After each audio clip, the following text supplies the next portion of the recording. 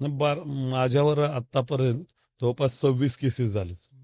26 cases होत असताना प्रत्येक वेळेस कुठल्या तरी आंदोलनामध्ये जो लोक उपयोगाचा एखादं आंदोलन असेल, मग त्या ठिकाणी पाण्याचं असेल, कचऱ्याचं असेल किंवा इतर कोंड्या भागात ज्या गरजा असतात, म्हणजे लाईटचा प्रश्न असेल, त्या सर्व प्रश्नांसाठी महानगरपालिकेत असेल, विद्युत विभागात असेल, पाणी पुरवठ्यात असेल, वेगवेगळ्या भागांमध्ये मी आंदोलन केलेली आहेत.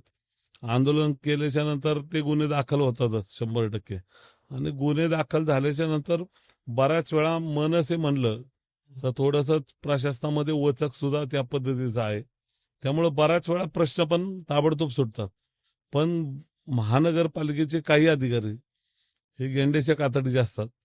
बऱ्याच वेळा हात जोडून, पत्र देऊन, विनंती करून होत नसल्यावर मग हात सोडून आणि मनसे स्टाईल केल्यावर तो लवकर प्रश्न सुटतो.